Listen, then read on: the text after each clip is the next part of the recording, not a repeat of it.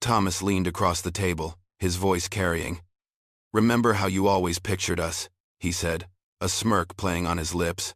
"All white picket fence and 2 kids? Guess some dreams are just too big." My coffee cup clattered, spilling onto the tablecloth. My hands trembled, exposed. He just chuckled, a low, dismissive sound, as if I were a foolish girl. The fluorescent lights of Tony's diner hummed overhead. A familiar drone. I wiped at the spilled coffee with a napkin, watching Thomas from across the room. He sat in a booth by the window. A cup of lukewarm coffee forgotten in front of him. It had been years since I had seen him, really seen him. Not just a passing glimpse at the grocery store or a gas station.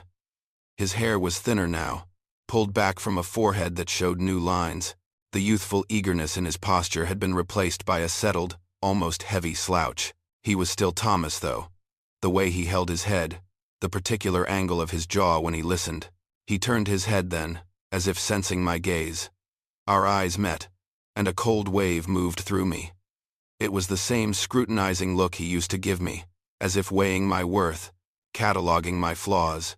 It made my stomach tighten, just like it always had. I looked down at my plate, pushing a half-eaten piece of toast around with my fork. The diner was nearly empty. A few early risers scattered about, their conversations low and muffled. The silence between us, stretched across the linoleum floor and red vinyl booths, felt louder than any words. My life here in town, behind the counter at Olson's Hardware, felt steady, predictable. A slow rhythm of measuring bolts and mixing paint. It was a life I had built piece by piece after the wreckage he'd left. His ambition, even back then, had always been bigger than this town. Bigger than me. He had talked about Chicago, about business deals, about a life that felt far removed from the quiet hum of our small Midwestern community. The last time we had truly spoken, the words had been sharp, like glass. I remembered standing in the living room of our shared apartment, the one we'd picked out with such careful optimism. His jacket lay crumpled on the armchair, a receipt from a bar in the pocket. The date on it was the night he said he worked late. The woman's name scrawled on the back of it, a number beside it. It was stupid, almost cliché, the way I found out. A misplaced piece of paper, a casual betrayal. "You deserve better, Annie," my mother had said, her voice tight on the phone that night. "You're still young. You need a reliable man." Her words had been a constant refrain throughout my growing up, a low hum beneath every decision. Reliable. Thomas had never been that. He had been exciting, yes, unpredictable, but never reliable. That truth had settled into my bones over the years. We had been engaged then.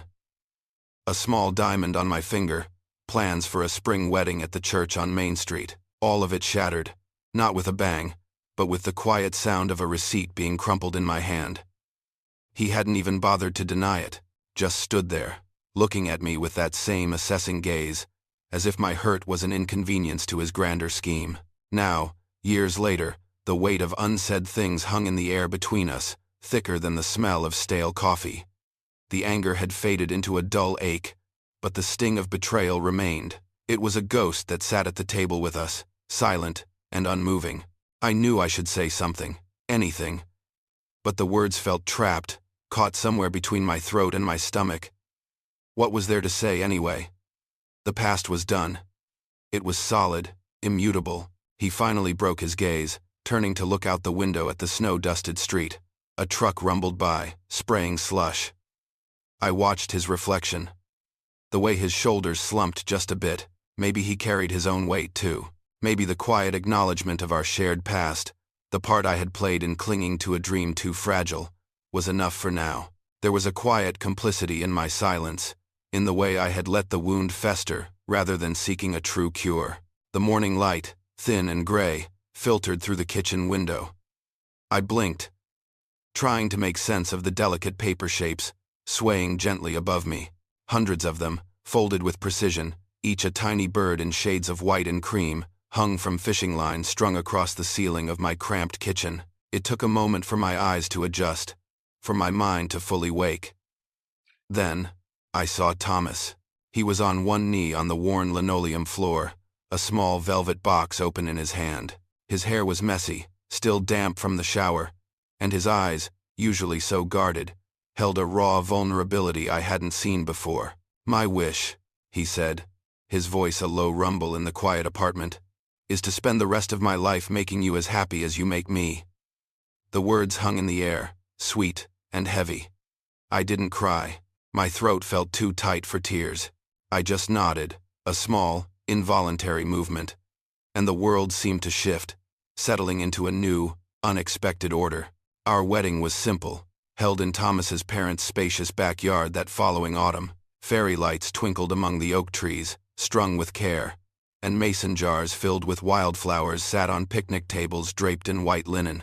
I wore my grandmother's lace dress, slightly altered, the fabric smelling faintly of mothballs and history. Standing under the makeshift arch Thomas's father had built, with leaves crunching underfoot, Thomas looked at me, and his eyes welled up. A tear traced a path down his cheek, then another. He didn't try to hide them. He just stood there, letting the emotion show, his hand gripping mine. It was a raw, honest moment. And it felt like a promise. The first years of our marriage were a bubble of contentment. Thomas's work as a senior software engineer took off, and his salary allowed us to move out of the small apartment into a 2-story house in the quiet suburbs. It had a neat patch of lawn and a small, fenced backyard, exactly the kind of place we had talked about. The house was new, clean, a blank canvas. "Life's too short to be unhappy at work, Annie," he said one evening, watching me rub my temples after a particularly trying day at the department store. "I make enough for both of us. Why don't you quit? Take some time. Figure out what you really want to do." His words offered an escape, a gentle push toward something softer. The thought of not facing another Saturday rush, another demanding customer, was a profound relief. I quit my job the next week. With the freedom, I threw myself into making our house a home. It wasn't just decorating. It was an act of creation, a deliberate effort to build the perfect life we had envisioned. I learned to bake sourdough bread, the smell filling the kitchen with a yeasty warmth.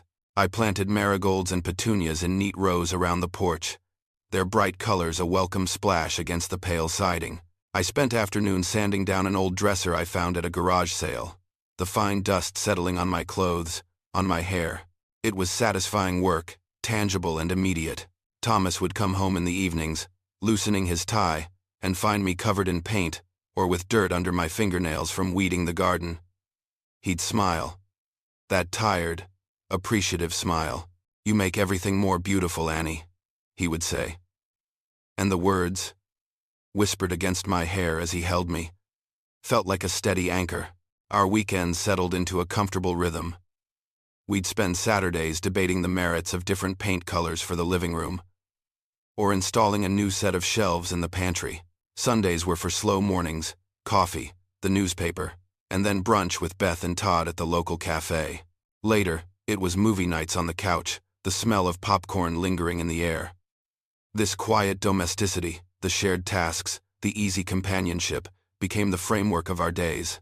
Every night, as I drifted to sleep, I felt the familiar weight of Thomas's hand on my forehead. He would lean down, his lips brushing my skin.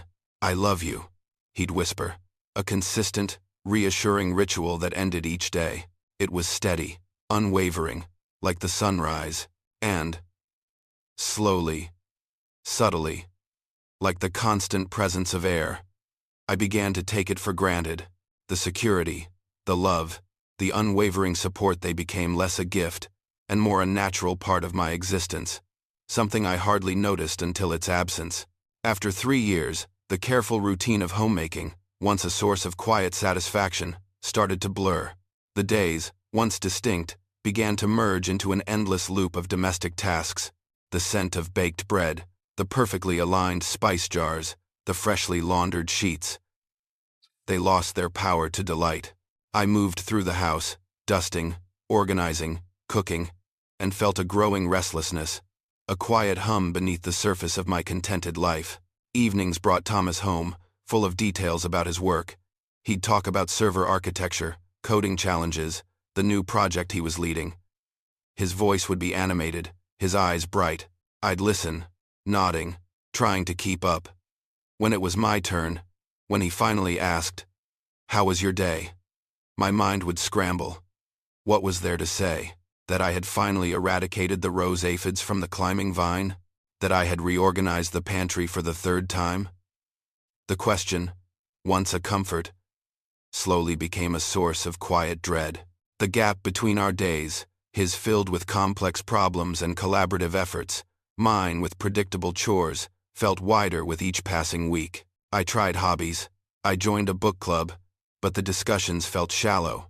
The other women mostly interested in gossiping about local affairs.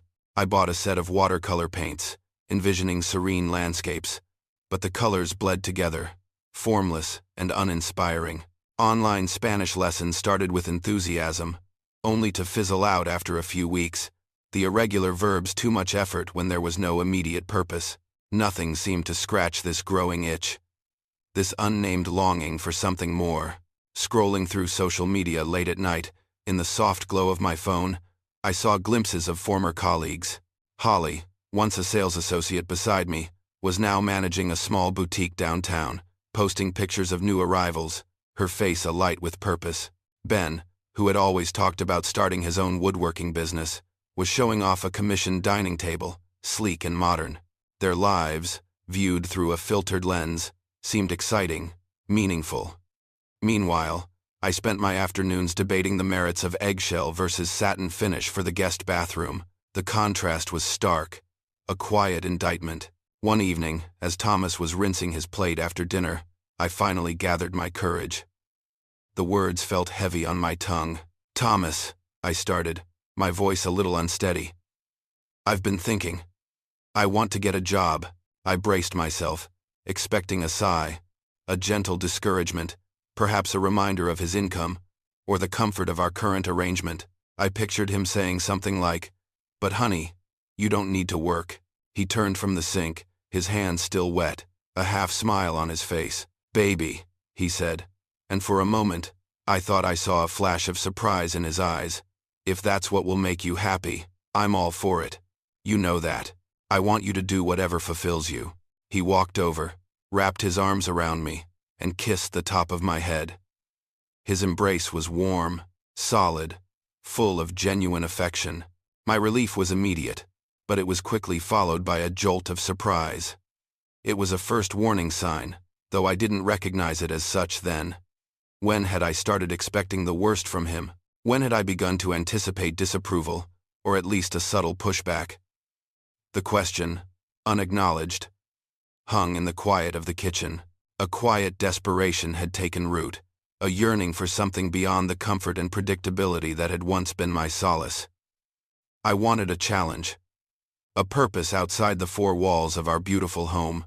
I failed to see, or perhaps chose not to see, my own growing detachment from Thomas's world, from the quiet anchor he had become.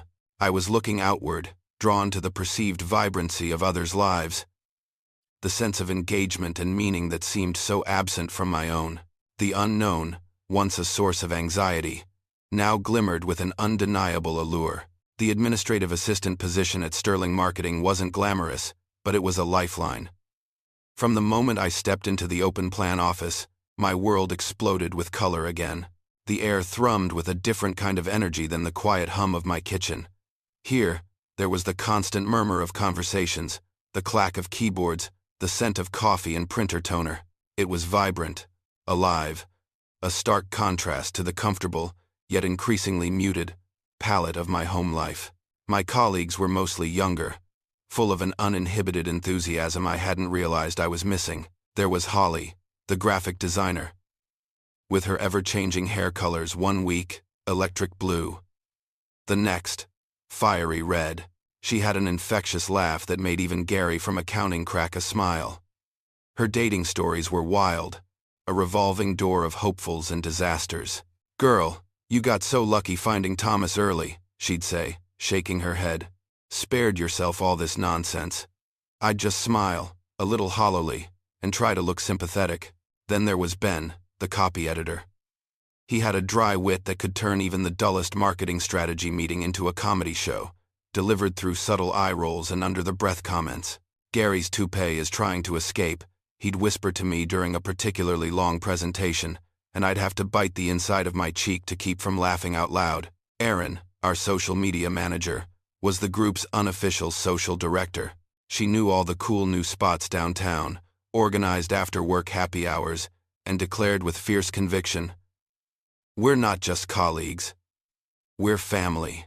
They adopted me without question, despite me being a few years older than most of them. They didn't see me as Thomas's wife, or the neighbor with the nice garden, or a woman who spent her days wrestling with rose aphids. Here, I was Annie. I was the one who could organize a chaotic spreadsheet into something manageable, the one who could find that obscure file buried deep in the server, the one who could make a perfectly timed sarcastic comment that would break the tension in a meeting. I was Annie again. Funny, spontaneous Annie. The one who could make people laugh. The one who felt seen and appreciated for her own contributions. Evenings began to fill with happy hours at the pub down the street. Long dinners at new restaurants with questionable decor but fantastic food, and impromptu visits to rooftop bars. We'd dance to loud music, discussing office drama, laughing until our sides ached. I bought new clothes, brighter colors, things I wouldn't have worn while tending to my marigolds. I felt young again, alive in a way I hadn't realized I had stopped being. The world outside our suburban bubble, outside the carefully constructed domesticity, was vibrant and beckoning. My old couple friends, Beth and Todd, seemed to drift further away. Their idea of excitement was trying a new recipe from a gourmet magazine, or debating the merits of a different brand of lawn fertilizer. Our conversations, once easy and comfortable, now felt strained. Their lives, though perfectly pleasant, suddenly seemed limited in comparison to the expansive, unpredictable world I was now inhabiting. I started coming home later, the smell of cigarette smoke and cheap beer sometimes clinging to my clothes. Thomas would be in the living room, reading, or watching a documentary. He'd look up when I came in, a small, polite smile on his face. "Long night?" he'd ask, his voice even. But I thought I detected a subtle tension in his jaw, a slight hesitancy in his eyes. I'd just shrug, rattle off some anecdote about Erin's latest dating disaster, and head to bed, dismissing his quiet reactions as my own overactive imagination, or maybe just his usual calm demeanor. He was just being Thomas, always composed. Thomas tried to be understanding. I knew he did. He'd leave the living room light on for me, even when he'd gone to bed. But the texts started. "Rough day. Thinking of you. When might you be home?" Or, "Just checking in. Everything okay?" At first, I'd answer a quick, "Fine. Be home soon." But soon, caught up in the easy flow of conversation with Holly and Ben, the texts would go unanswered for hours.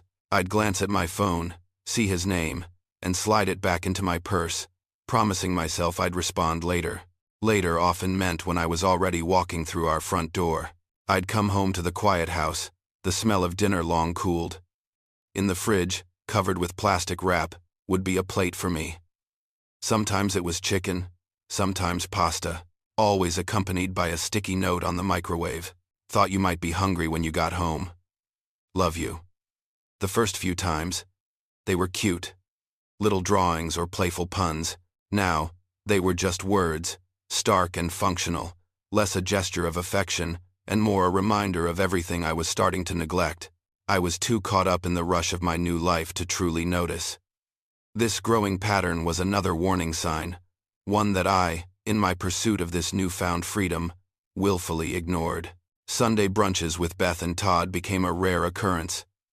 "Couldn't make it," I'd text. "Too much going on. Work stuff." The truth was, I preferred to spend my Saturdays out with my colleagues, often staying out late. And Sunday mornings were for recovery, for slow coffee and quiet contemplation of the fun I'd had. Our shared past, the comfortable routines Thomas and I had built, now felt like a tether I was trying to loosen. "Hey, the beach house is open next month," Thomas suggested one evening, his voice hopeful. "We could get away, just the two of us. Remember how much you loved the sound of the waves?" I remembered the long walks on the sand, the quiet evenings watching the stars. But that life, those memories, felt distant now. "Oh, I don't think I can," I said, barely looking up from my phone. "Work's really busy. Couldn't get away." The lie felt easy, almost natural. My thrill of new freedom, the sense of liberation from a life that had begun to feel stifling, masqueraded as true fulfillment. I didn't realize how much further I was pushing Thomas away, how wide the emotional distance between us was becoming. At work, the lines blurred. Ben's witty remarks became more personal, directed solely at me, often accompanied by a lingering look, a shared smile that felt like a secret. Erin, with her mantra of work family, encouraged an intimacy that made it easy to let guards down. "We're all in this together," she'd say. "We get each other." And we did. We understood the daily frustrations, the office politics, the small triumphs. After-work drinks stretched into late-night conversations. We'd talk about our dreams, our disappointments, vulnerabilities I hadn't realized I still possessed. I found myself sharing things I hadn't shared with Thomas in years. Things that felt too raw, too unformed for our quiet domestic life. The attention, the shared laughter, the feeling of being truly seen and understood in this new context. It was intoxicating. A dangerous curiosity bloomed within me. A quiet spark of the forbidden. I wondered, fleetingly, how far this new path would take me. Stick around to the end to see how life's costly choices unfold. The banter with Ben, which had started as harmless office teasing, had slowly, almost imperceptibly, taken on a new charge. There were lingering touches, now his hand on my arm, a beat too long when we laughed, my fingers brushing his when reaching for a file. Our inside jokes, once just funny, now felt like shared secrets, moments just between us.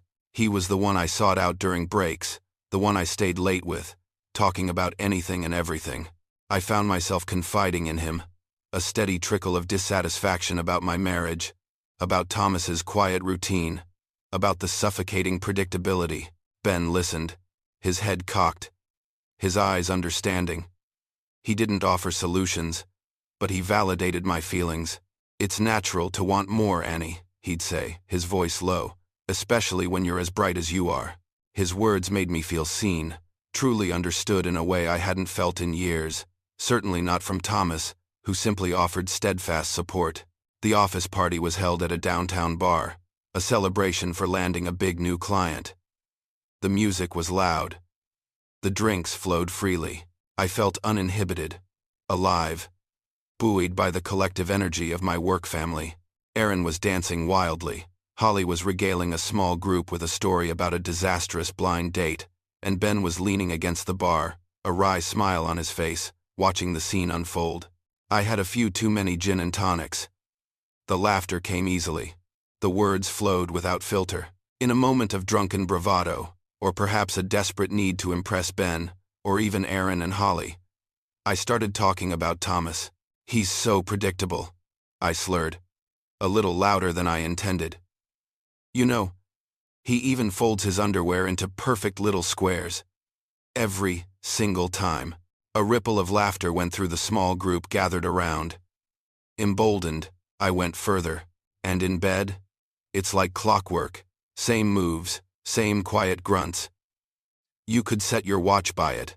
More laughter, some louder than others. I caught Ben's eye. He smirked, a knowing, complicit look that made my stomach flutter. I saw Holly cover her mouth, a slight blush on her cheeks.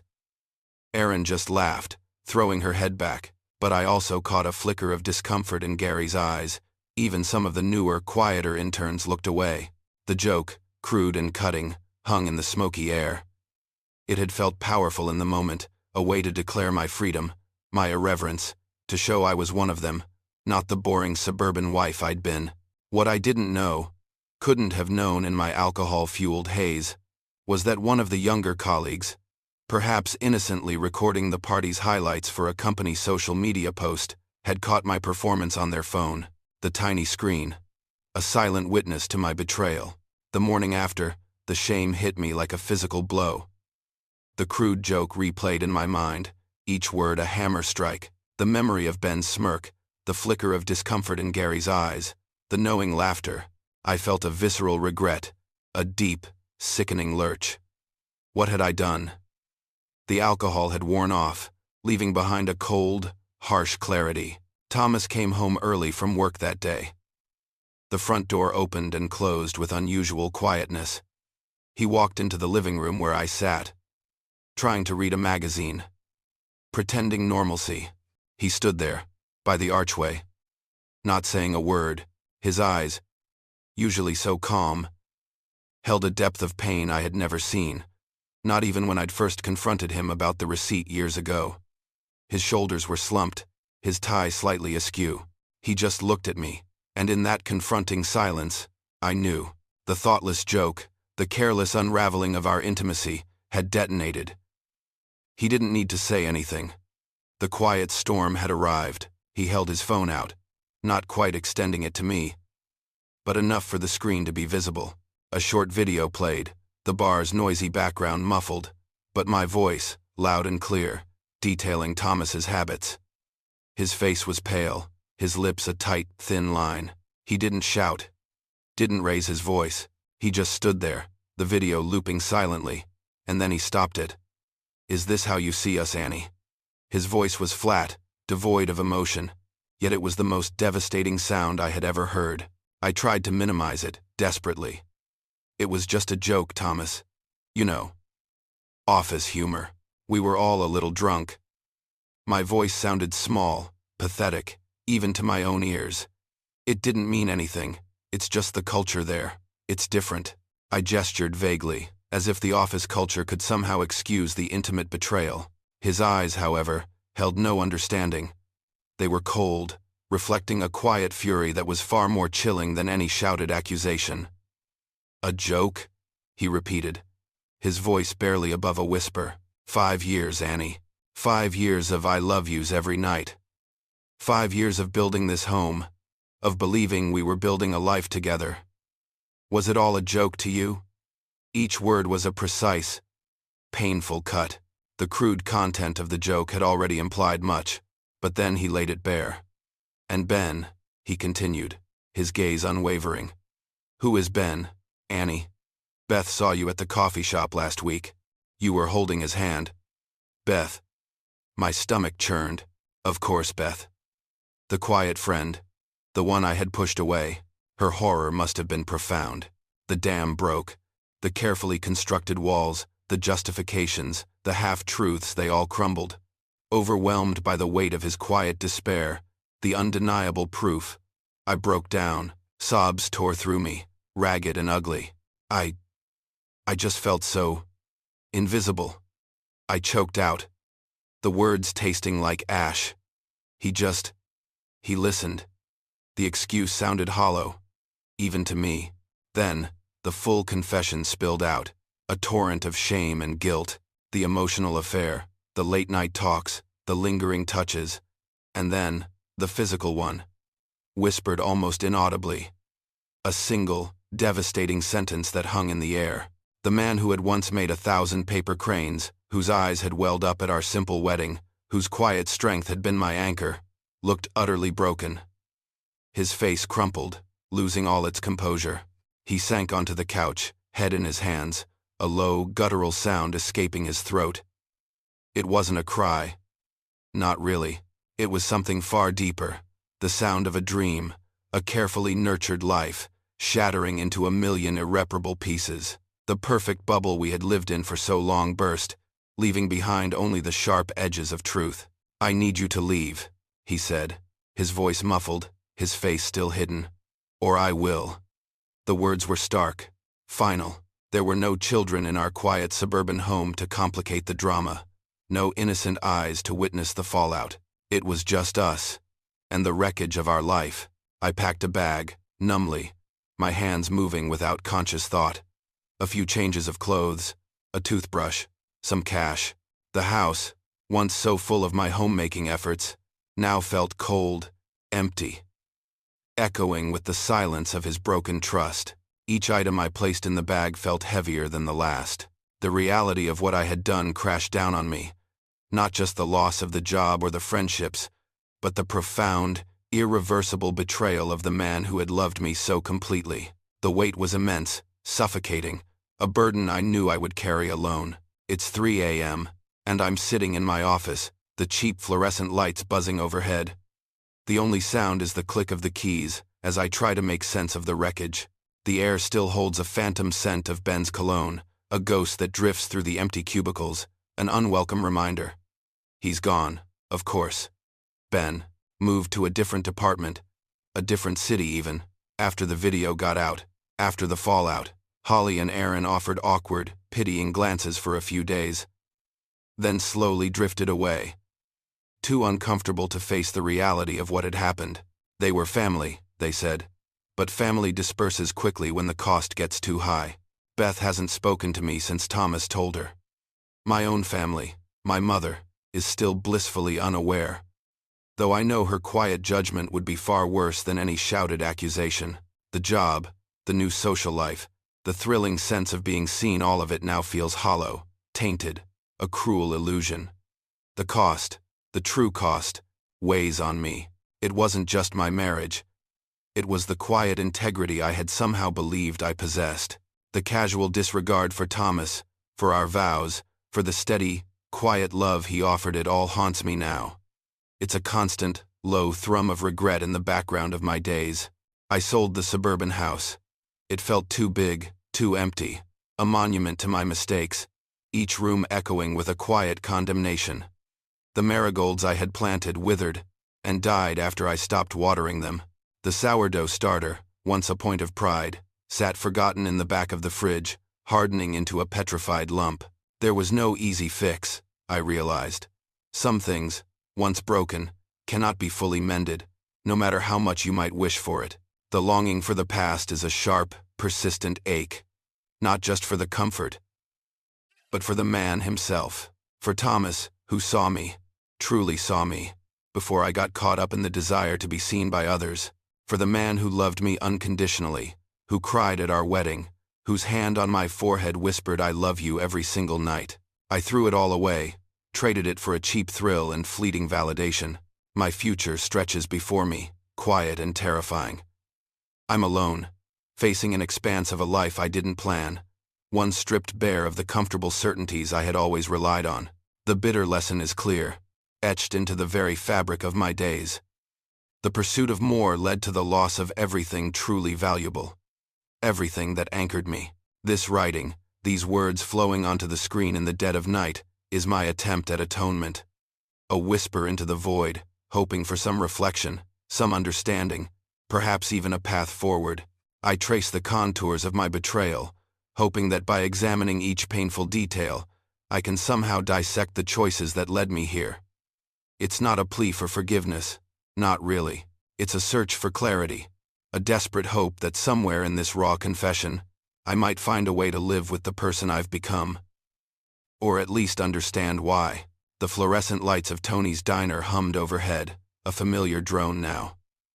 My feet ached after another long shift, the smell of grease and stale coffee clinging to my clothes. The tips were barely enough to cover rent on my tiny apartment above the dry cleaners. I worked 2 jobs now, this one and the administrative assistant role at Sterling Marketing, which felt less like a launch pad and more like a treadmill. My days blurred, not with domestic tasks, but with the clatter of plates and the constant, demanding faces of customers. I watched them, the early risers, the regulars, tired eyes, forced smiles, brief moments of quiet desperation as they stirred their coffee. I saw glimpses of my old self in them, the woman who used to dread the "how was your day?" question, the woman who had felt a vague, undefined longing for something more. The irony was a bitter taste in my mouth. This was my more. This was the exciting, meaningful life I had chased. It was simply exhausting. The rhythmic sounds of the diner, the clang of cutlery, the hiss of the espresso machine, the murmur of conversations, had become my new soundtrack. It was unsettling, a constant reminder of the quiet, deliberate life I had dismantled. I remembered Thomas, his unwavering support, his gentle encouragement to pursue my passions. He had given me the luxury of time, the freedom to explore hobbies, to cultivate a home. I had traded that for this. Loneliness settled deep within me, a heavy, persistent weight. Even in the bustling diner, surrounded by people, I felt acutely alone. There was no one to share a quiet moment with, no one to come home to, no one to whisper, "I love you," as I drifted off to sleep. I remembered Thomas's morning ritual, the soft clinking of his coffee cup against the saucer, the scent of fresh brew wafting into the bedroom. Small things, so easily taken for granted, now felt like profound losses. This small town, once my safe, predictable haven, now felt like a cage, its residents quiet observers of my fall. I imagined the whispers, the knowing glances. "Did you hear about Annie and Thomas?" She really threw it all away. I felt their judgment, sharp and silent, everywhere I went. I kept my head down, avoided eye contact, tried to disappear into the background. Late at night, in the quiet of my small room, I would replay the past. Where did it go wrong?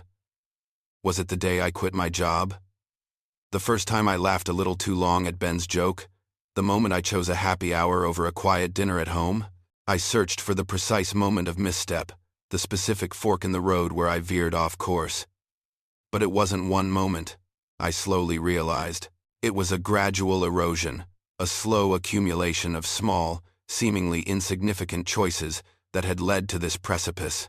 I had believed fulfillment lay outside myself, in a more exciting job, more vibrant friends, more attention. I had sought it in the external, when it had been right there, in the quiet steadiness of Thomas's love, in the home we had built, in the simple joy of creating something meaningful together. It had been within my grasp, but I had been too blind, too restless, to see it. A profound yearning for a chance to rewind, to choose a different path, was a constant companion.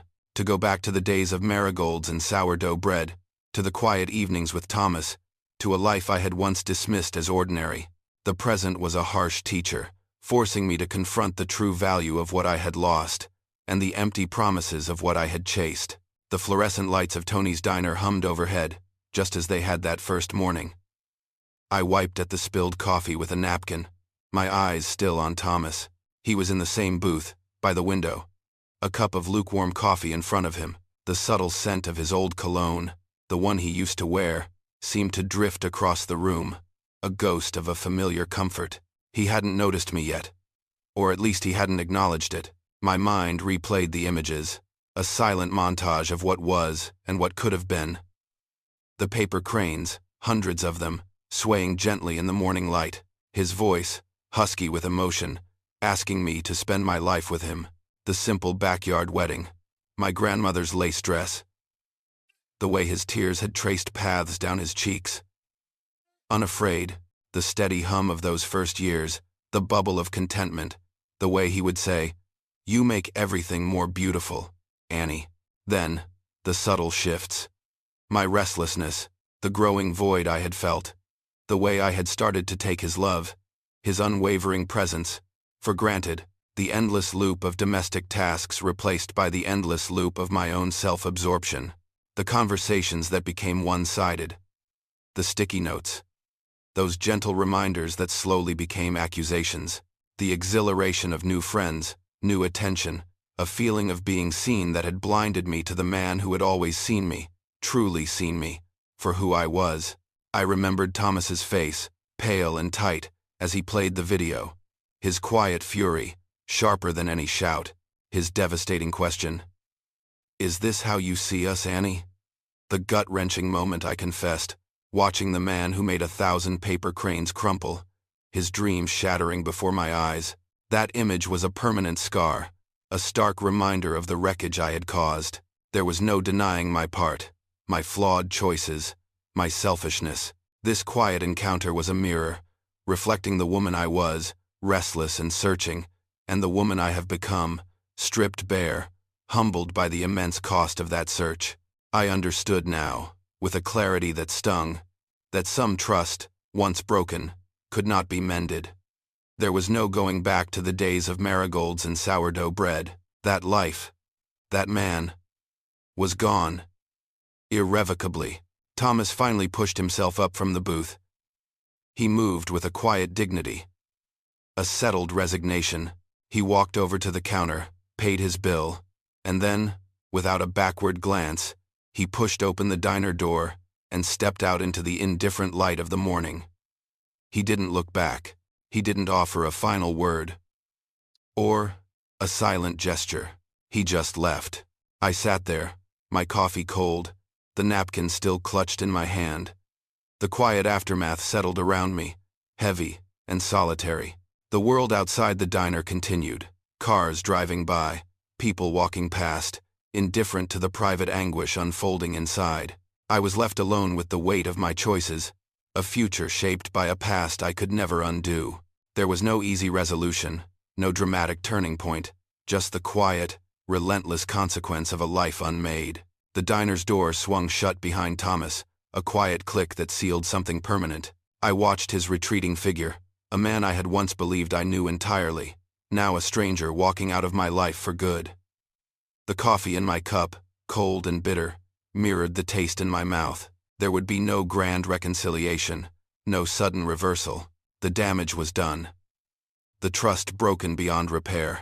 I had sought excitement, a sense of being seen, and in doing so, had blinded myself to the quiet, unwavering love I already possessed.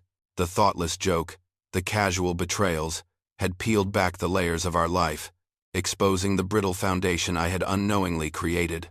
He had given me everything, and I had dismissed it, searching for something brighter, only to find it was merely a flicker, easily extinguished. My future, once so clear in its domesticity, now stretched out, undefined, and solitary.